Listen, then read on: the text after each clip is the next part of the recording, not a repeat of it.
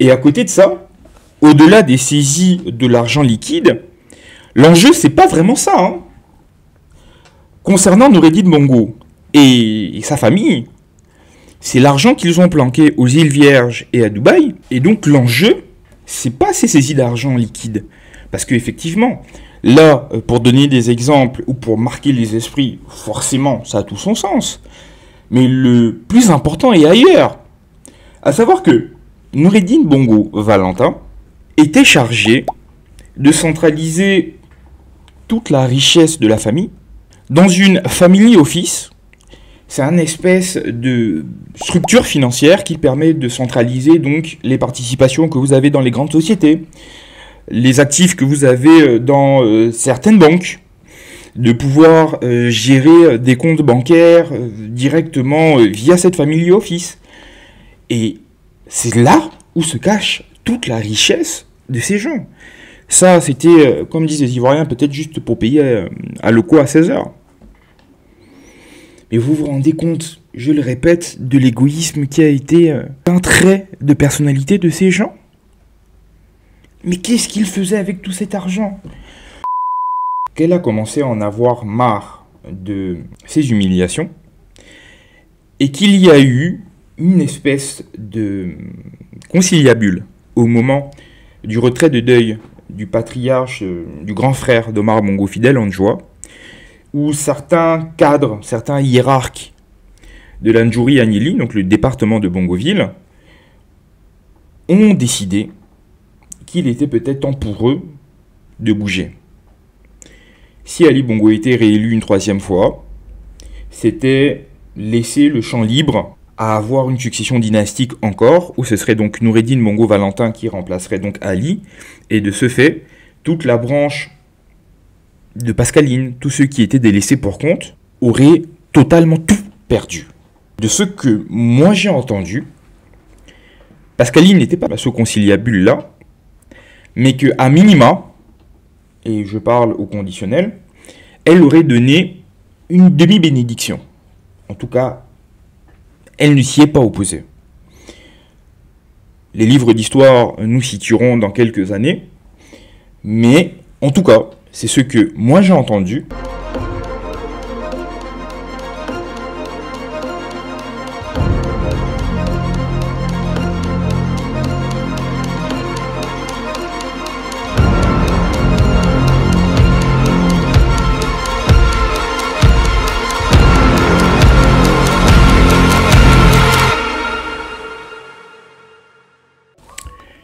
Aïe, c'est votre GSW. On est réunis à nouveau pour parler de politique gabonaise, vu qu'après l'élection présidentielle, législative et locale qui se sont tenues le week-end dernier, il y a eu un coup d'État, donc juste après la proclamation des résultats. Donc au Gabon, nous avons désormais une junte militaire qui s'est installée, et le président de la transition a pour nom donc Brice Clotaire Oligui Nguema, qui était jusque-là patron de la garde républicaine. Il a donc déposé le président, Ali Bongo, qui était président sortant, après quasiment 14 ans de pouvoir, qui lui-même venait succéder à son père, Omar, qui restait là pendant 42 ans. Il y a eu pas mal d'arrestations dans le cercle même de l'ancienne famille dirigeante. Nous allons donc traiter cette actualité, aussi bien l'arrestation du fils du président, Noureddine Bongo Valentin, que des mesures qui ont été annoncées par la nouvelle junte au pouvoir. Voilà les sujets que nous allons aborder dans la vidéo du jour. Comme à l'accoutumée, n'hésitez pas à me dire ce que vous en pensez. Donc ça se passera dans les commentaires si vous avez une observation ou une remarque particulière à faire. Si vous souhaitez qu'on en discute en DM, vous pouvez venir donc me suivre sur les réseaux sociaux, aussi bien Facebook, Instagram, Twitter que TikTok. Ce sera donc SW Decrypt. Si la vidéo vous plaît, n'hésitez pas à la faire tourner autour de vous. Likez-la, c'est hyper bon pour le référencement. Ça permettra donc aux différentes plateformes de la proposer ensuite aux autres utilisateurs. On va pas prendre plus de temps, vu que ça va être une vidéo assez chargée. On va y aller dès à présent. Premier échange avec le patronat et déjà les premiers résultats pour le président du comité pour la transition et la restauration des institutions. Pour cet échange avec les chefs d'entreprise, Brice Clotaire Oligui Nguema a d'entrée de jeu fixé les bases de cette... Comme je vous le disais en introduction, la semaine qui est en train de s'écouler a été très chargée. à la fois en émotion comme en actualité. On s'est levé mercredi vers 4 h du matin avec une proclamation des résultats. Le patron du centre gabonais des élections, Michel Stéphane Banda, est venu nous annoncer qu'Ali Bongo était réélu avec 64% des voix. Quasiment 15 à 20 minutes plus tard, des militaires ont pris la parole sur les plateaux de la chaîne nationale pour annoncer que le gouvernement était déchu, ainsi que le président de la République sortant. Et depuis, il y a une espèce de chasse aux sorcières qui a été lancée.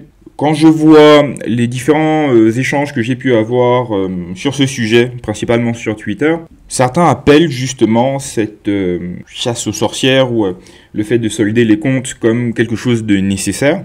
Il y a tellement eu d'abus qu'il est impérieux de pouvoir faire comprendre que les dérives auxquelles nous avons assisté ne doivent plus se répéter. Et donc pour cela, il faut peut-être des exemples. On va commencer donc par la perquisition qu'il y a eu chez Mohamed Aliou Ali, donc le fils de l'imam Hosseini, qui était directeur de cabinet adjoint du président de la République. C'est un des amis d'enfance de Noureddine Bongo Valentin. Et donc, au journal de Gabon 24, hier, cet extrait a été diffusé. Son arrestation avait été annoncée au cours d'un communiqué du Comité pour la transition et la restauration des institutions. Il doit répondre de ses actes. Regardez la maison qu'il avait à 30 ou 31 ans. Mais les gars se sont réellement fait plaisir. Il vivait dans ce luxe-là, au détriment des autres Gabonais qui ne mangent pas de repas par jour, qui ont du mal à se faire soigner, pour certains, qui en sont même morts pour manque de moyens pour se soigner. Et pendant ce temps, vous avez donc ce jeune de 30 ou de 31 ans qui vivait dans un palace comme celui-là. Comme je vous le disais dans les précédentes vidéos, Mohamed Aliou Ali, le fils de l'imam, moi je l'ai connu quand j'étais à Blaise Pascal. Quand j'étais adolescent, c'était relativement un enfant simple. En tout cas, lorsque je le voyais à distance. Et vous vous rendez compte en fait que la folie des grandeurs, ça donne ça. Et comme en plus il n'y avait personne pour les réfréner, il n'y avait personne pour les contrôler, ils se sont fait totalement plaisir. Et donc, regardez la luxure dans laquelle il vivait. Ouais. Vraiment, les 14 ans d'Ali Bongo finiront dans les poubelles de l'histoire, tellement il a eu de dérives et de manquements. Notamment pour haute trahison, détournement massif des deniers publics, malversation financière en tout cas, il avait du goût, parce que quoi qu'on dise, c'est pas mal. Il avait combien de coffres chez lui? Directeur de cabinet adjoint de l'ancien président de la République déchu, Ali Bongo Ondimba, doit assumer ses responsabilités. J'ai été interpellé, comme plusieurs autres. Pour l'instant, je n'ai pas été présenté devant et il est là et réduit à sa plus simple expression. Il fallait quand même faire une fouille chez moi pour savoir exactement ce qu'il y avait dans la maison, sûrement par rapport à ce qui m'est reproché. Comment justifier les actions passées et même le salaire de l'ancien directeur de cabinet adjoint? Ce dernier nous renvoie à une personne clé. Celui qui me payait connaît les chiffres. Le comité pour la transition et la restauration. En plus, il est arrogant. Même dans les problèmes dans lesquels il est, il a toujours le mot pour vous dire « J'ai rien à vous dire en fait. Limite, je parle pas avec vous. Allez voir directement celui qui me payait. Il connaît les chiffres. » Ouais. L'incurie dans laquelle ce pays était, c'est fort. Après Mohamed Aliou Ali, il y a eu une perquisition qui a été faite chez Yann Goulou, qui était donc le bras droit de Noureddine Bongo Valentin, lorsque le président a eu son AVC en 2018 et que Noureddine Bongo a été nommé coordinateur général de la présidence. Son directeur de cabinet, c'était donc Yann Goulou. Et voilà ce qu'on a trouvé chez lui. Des valises d'argent. Pour 4 milliards de francs CFA, si ce n'est plus. C'est lui, Yann Goulou. Et pendant ce temps, il y a des Gabonais qui ne mangent pas 2 fois par jour, qui vivent dans des taudis incroyables. Et si ils vivent dans ces situations-là, c'est à cause de ces gens qui ont brillé par un égoïsme incroyable, où il y avait tout pour eux, rien pour les autres. Ah ouais, non, c'est grave. C'est très très grave. après Yann Goulou, après l'ancien directeur de cabinet Mohamed Aliou Ali. Et d'ailleurs, on se rend compte que sous l'ère Ali Bongo, les directeurs de cabinet ont été tous frappés par une espèce de malédiction. Quid de Mexan à Combessi. Il a fini donc avec un AVC et écarté du pouvoir. Il est même reparti dans son pays d'origine, le Bénin. Quid de Brice Lacruche Alianga, qui est aujourd'hui à la prison centrale, accusé de détournement de fonds. Et comble de l'ironie, Mohamed Aliou Ali comme Noureddine Bongo Valentin vont aller rejoindre les Agéviens, donc les Brice Lacruche Alianga et son groupe, à la prison centrale. Imaginez même, c'est Lacruche qui va accueillir Noureddine et lui dire peut-être comment ça se passe en prison. Ne pleure pas, on ne pleure pas. C'est interdit de pleurer, interdit. Si tu pleures, c'est trop grave.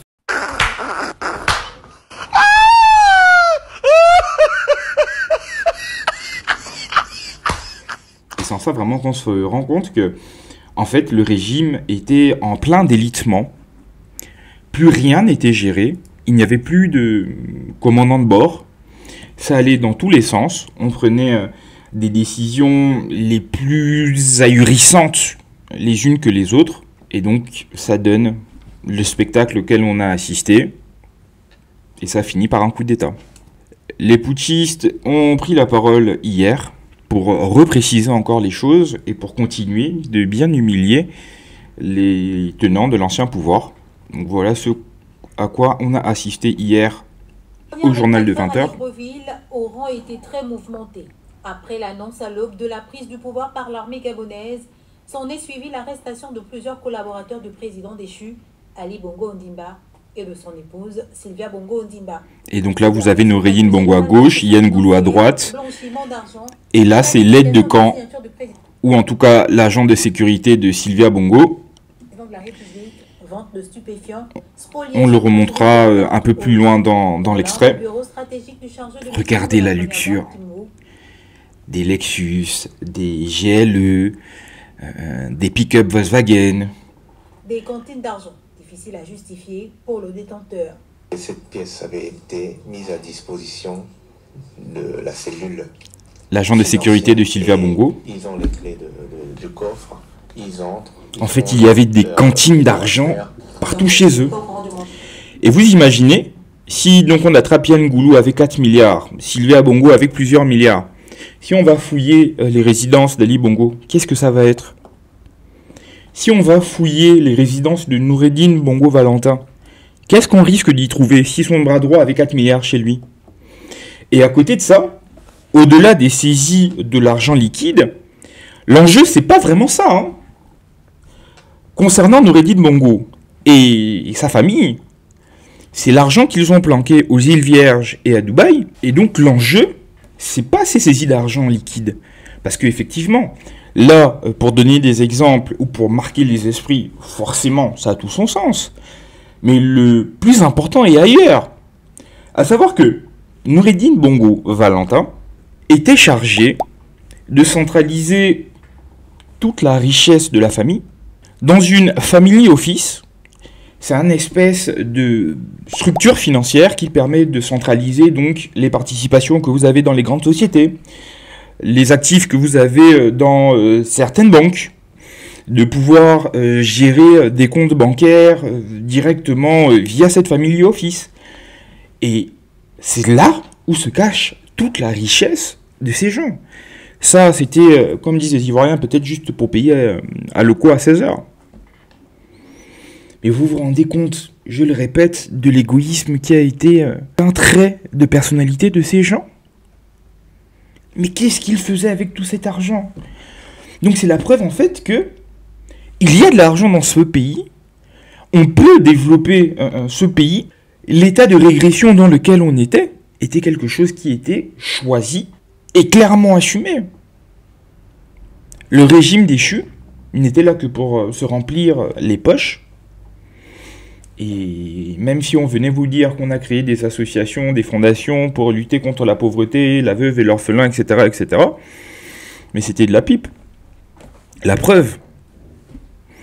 pendant qu'on allait faire des dons habillés en Dior, aussi bien à Sylvia Bongo que sa belle-fille Léa Bongo-Valentin, pendant ce temps, on vivait dans la luxure. A été mise à disposition de la cellule financière et ils ont les clés du coffre, ils entrent, ils font ce qu'ils ont à faire. Donc, vous n'êtes pas au courant du montant qu'ils manipulent? Le montant exact, je ne le connais pas.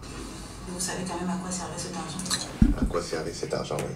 Normalement, c'est le bureau attaché directement à la personne de la première dame. Comment justifiez-vous autant d'argent après Comment voulez-vous que je justifie, puisque je ne suis pas au courant qu'il en restait même? le domicile? C'est chez vous, même si vous êtes locataire. Oui. Mais donc, vous connaissez tout ce qui se trouve dans la maison, en principe. Je sais qu'il y a un coffre, je sais qu'il y a ce champ, je sais que c'était de l'argent, bien sûr. Yann Goulou, directeur de cabinet de Nourdine Bongo-Valentin, figure lui aussi au nombre des arrestations du jour, avec en sa possession plus de 4 milliards de francs CFA, plusieurs biens matériels, immobiliers et des parkings. Regardez tout ça. Oui, c'est retrouvé chez moi. Là, il y a facile peut-être pour 500 à 600 millions de voitures. Facile. Un Range Rover, c'est 100 000 euros. Un BMW X4, c'est un peu moins. Toyota Land Cruiser VX, c'est 50 ou 60 millions. Les gars n'ont passé leur temps qu'à empiler les choses. Il n'y avait pas de limite. Toujours plus. Toujours plus. C'est incroyable. Et regardez Noureddine Bongo à gauche, pitié. Voilà où mène justement ce type d'incurie. Il faut que ça serve d'exemple pour que plus jamais on ait à revivre pareil dérapage. Et donc là, il est tout contrit, habillé avec un t-shirt Givenchy, Bambi, et en claquette, réduit à sa plus simple expression.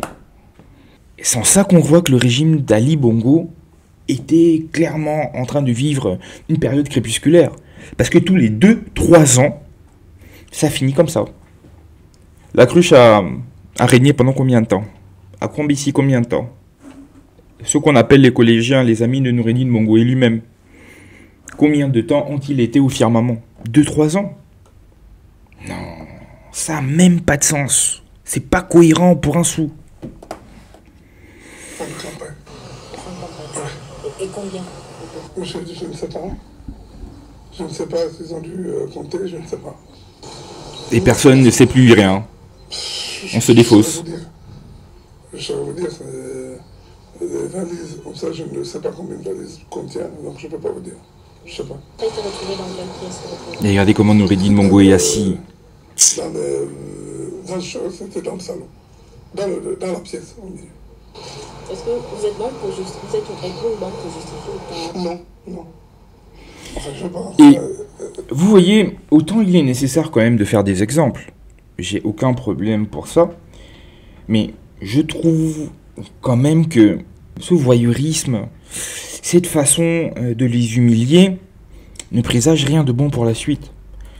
Quand on vient pour justement remettre de l'ordre, faire en sorte que les pratiques précédentes n'aient plus cours, ça commence normalement par faire en sorte que la justice soit la plus équitable et la plus transparente possible. Parce que là, le secret de l'instruction est violé. Même si il y a un procès, il va y avoir beaucoup de règles de nullité qui va pouvoir peut-être frapper ce procès. Et si on veut réellement repartir sur de nouvelles bases, ça commence normalement par faire les choses correctement. Si ces gens ont volé, si ces gens ont détourné de l'argent, faites les choses le plus proprement possible pour que vous ne donniez pas le flanc à ce qu'on vienne vous dire après que vous avez été un tortionnaire ou que vous avez été totalement injuste avec eux. Le seul problème, c'est que là, on tombe dans les mêmes travers qu'eux. Parce que c'est comme ça que la cruche à Lianga a été un peu exposée. Et ça me gêne un peu. Je dois vous dire que je suis très mal à l'aise. Autant c'est important, autant il faut faire des exemples. Mais c'est malaisant. Si je contacte, c'est pas... Non. Faut dire que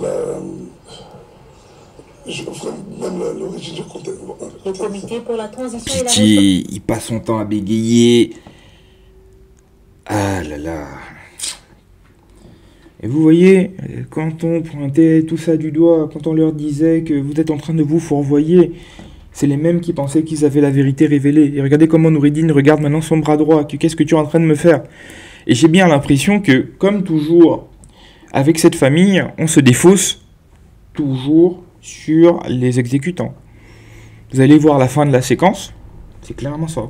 Restauration des institutions dit vouloir redonner au Gabon ses lettres de noblesse, restaurer la Écoutez bien. cohésion sociale et ramener l'espoir dans le pays tout en le construisant. Est-ce que tu réalises ça? Regardez. Totalement à l'ouest. Je crois qu'il n'est même pas en train de réaliser ce qui est en train de lui arriver.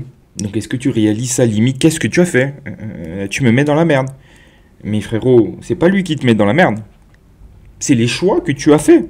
Les actes qu'on pose ont des conséquences. Voilà où ça mène. Une fois qu'on a traité cette actualité sur les arrestations, on va se pencher un peu sur l'actualité de l'opposition.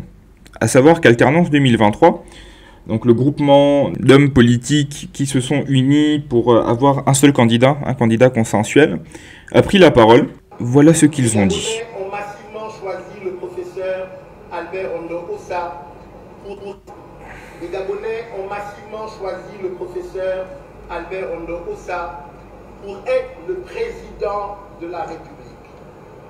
Cela est incontestable et nul ne le conteste. C'est le lieu de remercier et de féliciter le peuple gabonais pour son vote. L'intérêt supérieur de la nation et la défense de ses intérêts fondamentaux nous commandent de reprendre le processus de centralisation des résultats de l'élection présidentielle qui a été interrompu. Au cœur de ce processus, qui devrait se poursuivre sous la supervision de nos forces armées. Et c'est là où j'ai commencé à me dire qu'est-ce qu'ils sont en train de faire. À savoir que, de la bouche même de ses opposants, ce scrutin était mal organisé, mal préparé. Il y avait pas mal de règles iniques qui avaient été mises en place. Et venir donc réclamer cette victoire, sur le principe, je peux comprendre. Ça ne fait que 24 à 48 heures que les résultats ont été proclamés, que la donne a totalement changé. Il est à peu près normal qu'ils viennent réclamer leur victoire. Mais là où ça commence à me gêner un peu, c'est dans ces conditions qu'on va avoir le premier président élu démocratiquement dans ce pays, à l'issue d'un scrutin comme celui-là.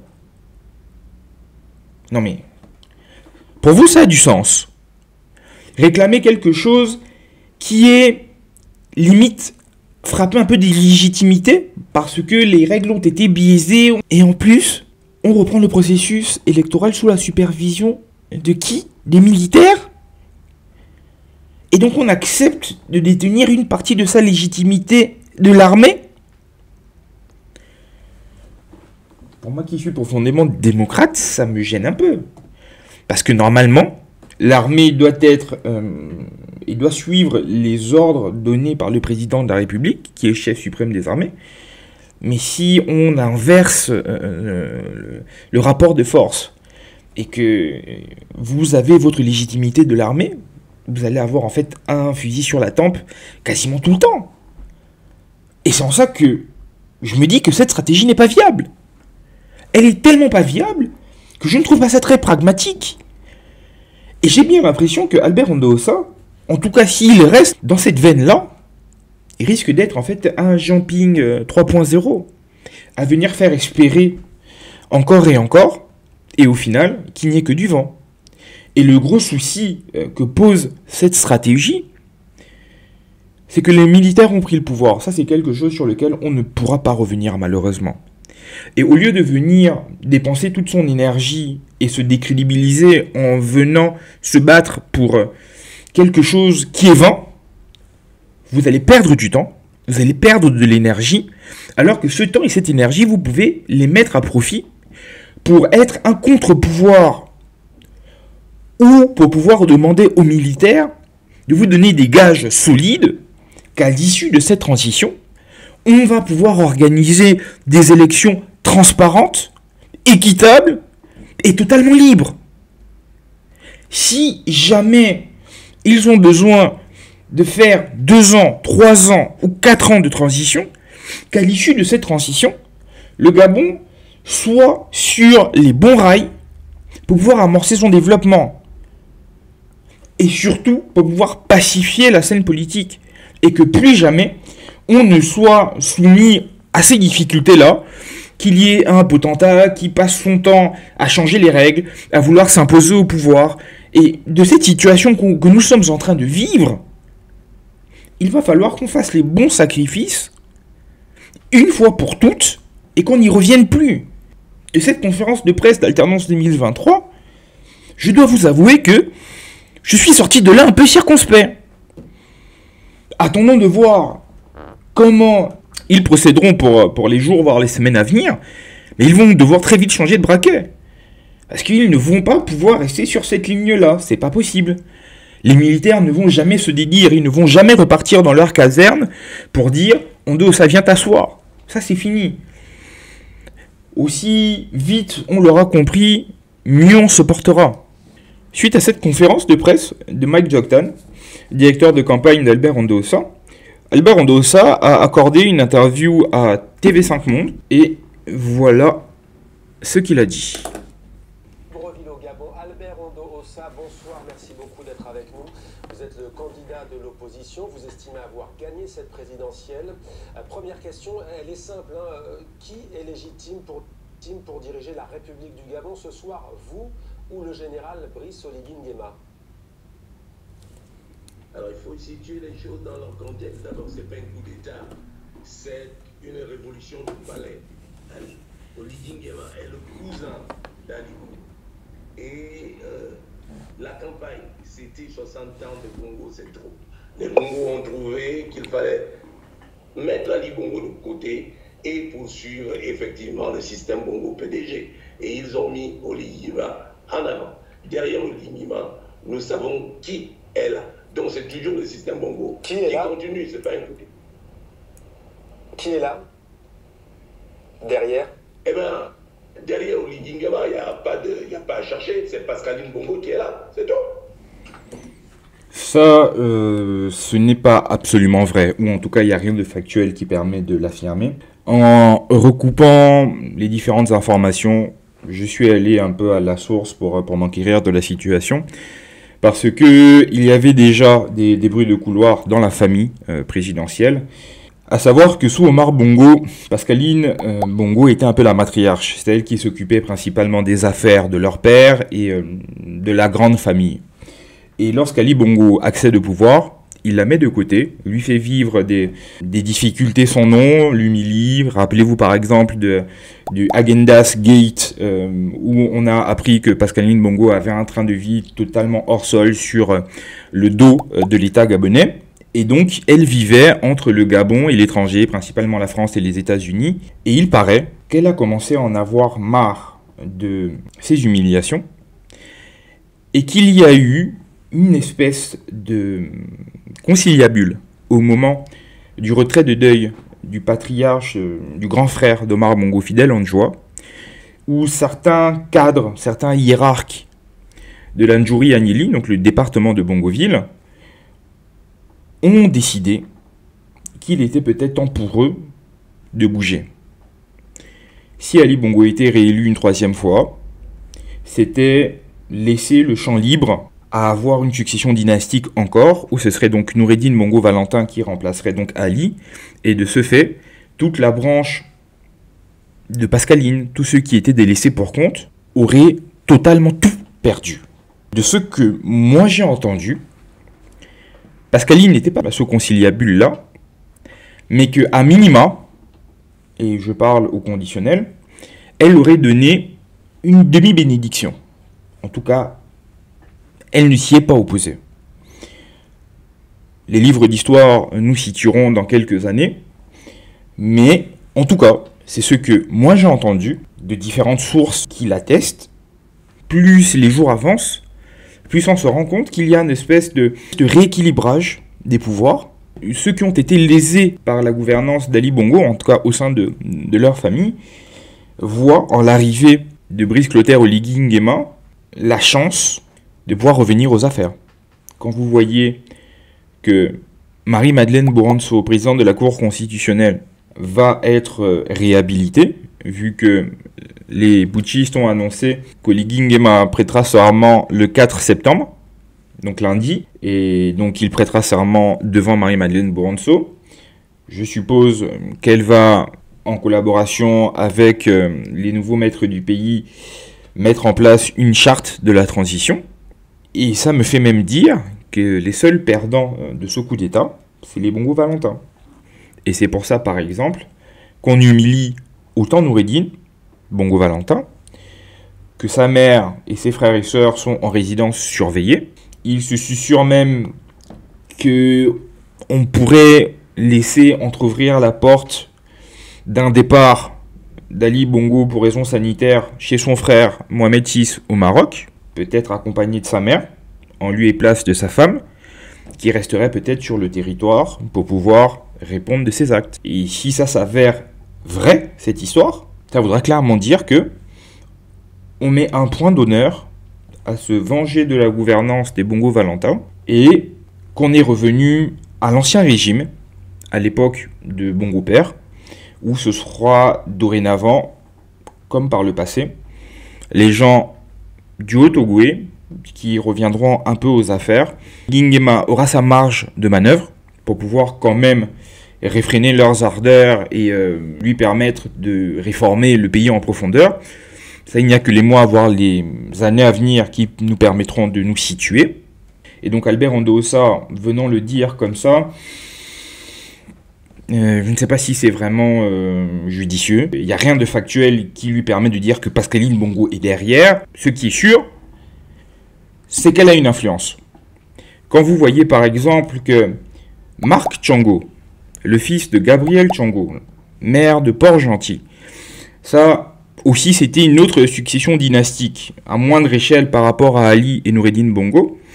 Mais Marc Tchongo, qui a été appréhendé jeudi matin, a été très vite relâché, pour la simple et bonne raison que Marc Tchongo a eu des enfants avec Yacine Bongo, la fille d'Omar Bongo. Qui dit Yacine Bongo dit Pascaline Bongo. Et Pascaline Bongo aurait demandé aux putschistes, en passant principalement par Vivien Oini, d'être magnanime concernant leur beau-fils. Elle ne fait peut-être pas ce qu'elle veut, mais elle a la possibilité d'intervenir lorsque la situation s'y prête. Et c'est peut-être pour ça que on va accorder à Ali Bongo de pouvoir aller au Maroc. Ali Bongo, c'est leur frère. Il est en plus malade diminué, donc on va lui permettre d'avoir des soins de qualité. Mais pour l'ancienne première dame et son fils, on a comme l'impression que comme c'est les têtes de Turcs, c'est eux qui vont prendre pour tous les autres. Eux et tous les gens qui les ont servis. Donc, Oligui Nguema n'est qu'un sous-fifre. Il y a derrière Oligui Nguema, Pascaline Bongo. Et le clan Bongo continue avec le pouvoir. Vous dénoncez donc une révolution de palais. C'est du népotisme selon vous? C'est une révolution de palais. Donc, il n'y a pas de coup d'état militaire. La preuve, c'est la garde prétorienne qui a fait la révolution de palais. Les autres militaires n'étaient pas associés. Donc c'est une révolution de palais. Alors qui est légitime ce soir pour diriger la République du Gabon? Vous ou le général Brice Oligui Nguema? La question ne se pose pas. Il faut aller au comptage des urnes et donner les véritables résultats. Là, on saura qui est légitime. Vous demandez un recomptage des voix? Je demande qu'on donne les véritables résultats qui sont connus de toutes les missions diplomatiques. Les résultats sont connus de tout le monde, qu'on donne les véritables résultats. J'en suis là. Et cette révolution de palais, au fait, vous la condamnez? Je suis démocrate. Un démocrate ne s'accommode pas de coup d'État. Ou on est démocrate, ou on est putschiste. Et à partir de ce moment-là, je demande aux militaires de revenir à l'ordre républicain. Ce sera entendu ou pas entendu, mais je les observe. En tout cas, je parie la main sur le feu qu'ils ne pourront aller loin. Le Gabon est au ras des pâquerettes. Il faut le redresser. Et ce n'est pas les militaires qui pourront le redresser. Le général Guéma va prêter serment officiellement lundi comme président de transition. Pour vous, il ne sera pas légitime dans ce rôle. Vous ne le reconnaîtrez pas dans cette institution de transition? Je vous ai dit qu'un démocrate ne reconnaît pas les coups d'État. Voilà. Même si les coups d'État peuvent être justifiés, je suis un démocrate. Je ne peux pas le reconnaître. C'est là que j'interpelle la communauté internationale et précisément la France, qu'elle ne peut pas se déjuger. Dès lors qu'on reconnaît, on condamne le coup d'État, on doit condamner ce qui en suit, à savoir effectivement la transition. Et j'ajoute que moi je savais que le coup d'État était en préparation depuis près d'un an. Vous le saviez, vous le saviez. Alors c'est vrai que, pardonnez-moi de vous couper, c'est vrai que dimanche, au lendemain de l'élection, vous avez mis en garde le président Ali Bongo en lui disant « Vous n'avez pas la garde présidentielle avec vous, vous n'avez pas l'armée avec vous ». Je suis allé à Paris, j'ai vu le Quai d'Orsay, l'Élysée le sait, j'ai prévenu sur ce qui est passé. Maintenant, on attend la communauté internationale. Attendez, vous dites que vous saviez et que l'Élysée, la France savait qu'il allait avoir un coup d'État? Et avec tout le respect que je peux avoir pour Albert Andossa, mais très souvent j'ai l'impression qu'il donne l'impression d'être un professeur tournesol, un peu perché. Parce que tu ne peux pas venir sur le plateau de TV5, venir demander le soutien de la France. Déjà, je trouve que c'est totalement anachronique, parce que de manière sibylle, c'est ce qu'il a demandé. Au début de son propos, c'est ça. Je demande à la France de ne pas se déjuger. Si elle a condamné la transition, c'est qu'elle doit normalement pousser pour que le processus électoral reprenne. Et non seulement tu demandes leur aide, mais la minute d'après, tu viens les mettre un peu dans la panade en disant que tu les as prévenus, que tu as été au Quai d'Orsay, que l'Élysée est au courant. Mais apparemment, cette histoire même n'est pas vraie.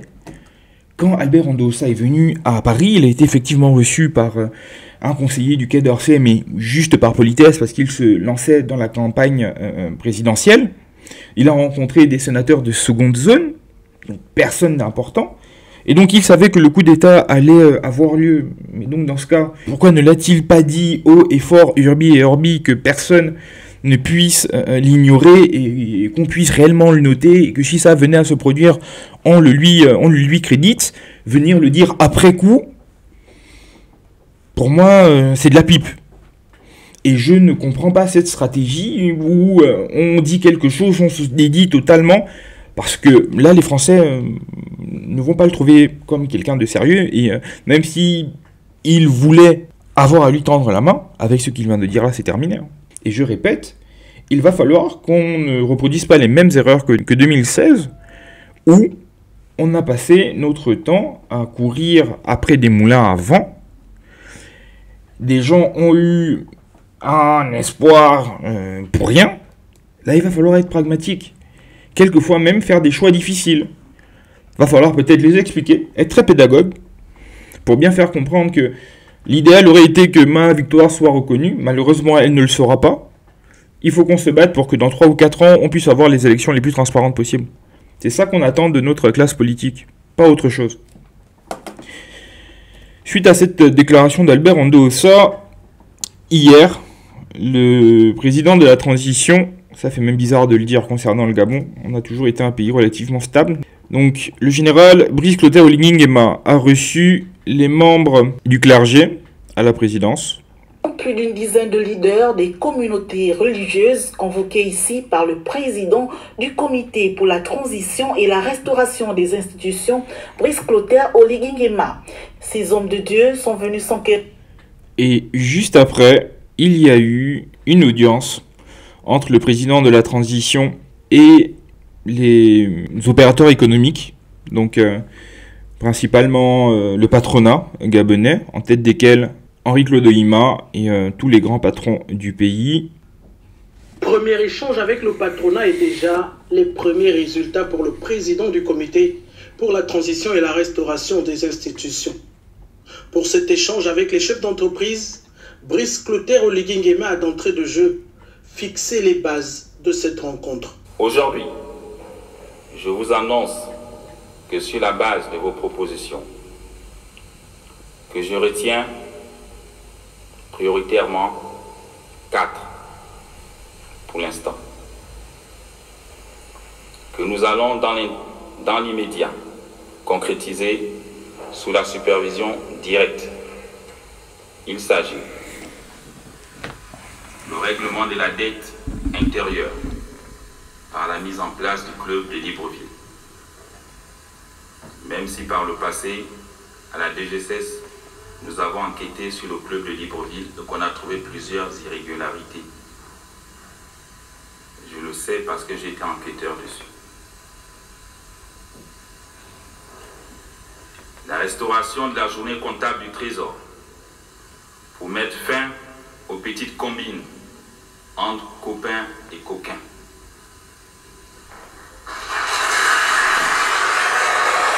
Ça, vous voyez, il y a deux éléments que je souhaite vous dire par rapport à cette sortie, enfin ce début d'intervention de Oligui Nguema. Il donne déjà l'impression que ce pays dans lequel il n'y avait plus de maître à bord, dorénavant, il va y avoir un capitaine qui va pouvoir échanger avec les forces vives de la nation, faire en sorte que leurs desiderata soient solutionnés. Mais par la même occasion, on se pose un peu en homme du peuple, qui est là pour défendre les intérêts du peuple. Je pressens un peu de populisme. Enfin, je le dis principalement parce que quand vous voyez la première mesure qu'il met en place, rétablissement d'Internet, vous savez que les Gabonais commencent à en avoir marre de vivre sous cloche. Là, on vous fait passer les maîtres d'hier à la télévision pour bien vous montrer que on va dorénavant être implacable avec ceux qui viennent détourner les fonds publics. Mais en même temps qu'on fait ça, il y en a d'autres qui seront épargnés. Les Marx Django dont je vous parlais précédemment, c'est ça. Parce que on va taper sur certains, mais pas sur d'autres. Après avoir, parce que forcément, vous ne pouvez pas aussi reprocher à quelqu'un d'être totalement manichéen, de passer du noir au blanc. Il y a des forces en présence qu'il doit tout de même ménager. En attendant, on joue le peuple contre les élites. À voir ce que ça donne, en espérant qu'il n'y ait pas de dérive. Mais rien que ça, c'est un premier élément à remarquer. Après, comme je disais à un de mes amis qui s'étonnait un peu que les premières décisions soient donc des décisions économiques, mais le pays est tellement dans la panade, quand vous voyez les difficultés et la misère dans laquelle certains vivent, principalement les retraités, les jeunes, avoir alors envoyé ce type de message, c'est important. Et si vous voulez justement que personne ne vienne contester votre pouvoir, vous devez faire en sorte que ce soutien populaire perdure le plus longtemps possible. Surtout que plus les mois vont avancer, plus ils vont être dans la difficulté, parce que leur soutien populaire va s'éroder.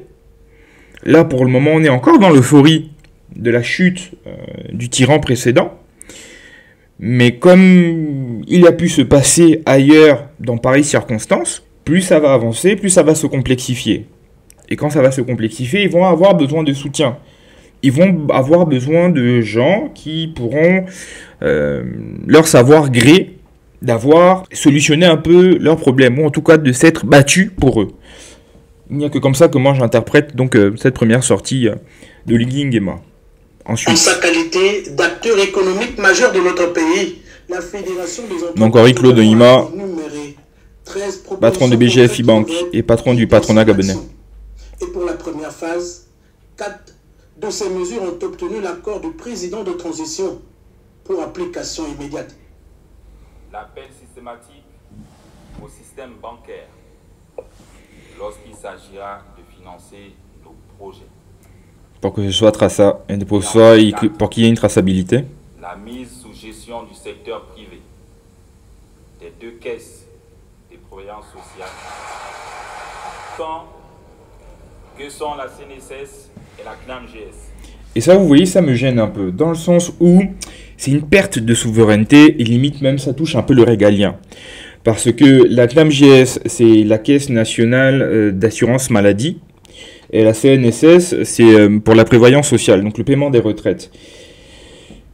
Là, on va laisser la gestion de ces 2 caisses au secteur privé, qui réclamait cela déjà sous Ali Bongo, Pour la simple et bonne raison que c'est principalement le secteur privé qui finance ces caisses par le paiement des différentes taxes qui sont prélevées sur les salaires, etc., qui sont reversées donc à la CNAMGS comme à la CNSS. Pour le moment, il y a beaucoup d'incendies.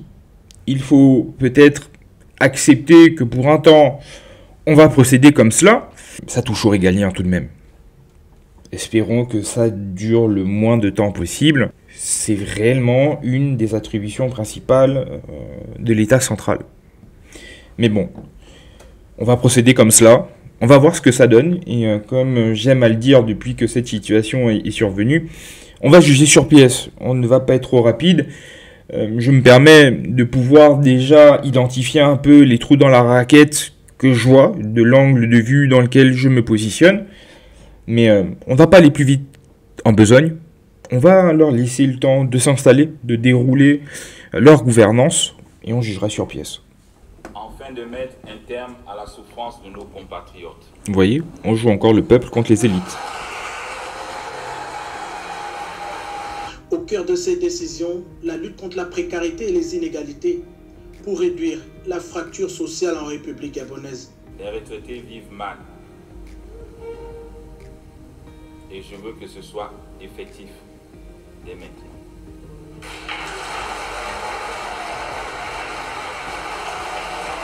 Regardez bien le sourire qu'il a aux lèvres. Ce qu'il va falloir regarder comme du lait sur le feu, c'est qu'il ne se sente pas hyper bien là où il est et qu'il ne décide pas de s'éterniser. Après, j'ai une de mes proches qui me disait, tant que le pays avance et qu'on en fait un pays moderne, je peux m'accommoder d'un autocrate éclairé. Ça me gêne un peu. Parce que lorsqu'on va dans cet engrenage-là, on ne sait pas trop où est-ce que ça peut s'arrêter. Accepter de rogner sur nos libertés ou sur des droits qui sont fondamentaux, ça peut être une boîte de Pandore qu'on ouvre et qui risquera de nous porter préjudice. Il faut vraiment surveiller ça comme du lait sur le feu, parce qu'en général, les militaires au pouvoir, sur 10, il y a peut-être 1 ou 2 cas où ça a été profitable. Le reste du temps, c'était pas trop ça. Mais comme je le disais un peu plus tôt, on ne va pas avoir des a priori, on va voir ce qu'ils vont faire, mais je dois vous dire que je suis sur mes gardes. Je suis vraiment sur mes gardes. Donc voilà ce que je souhaitais vous dire par rapport aux derniers événements qui se sont produits dans le pays. Comme à l'accoutumée, j'attends vos avis en commentaire. Partagez la vidéo autour de vous. Je ne vais pas prendre plus de temps. Je vais vous souhaiter une excellente journée, une très bonne soirée, en fonction de quand vous visionnez donc cet épisode. Et je vous dis à plus tard pour un prochain contenu. C'était votre GSW. Peace out.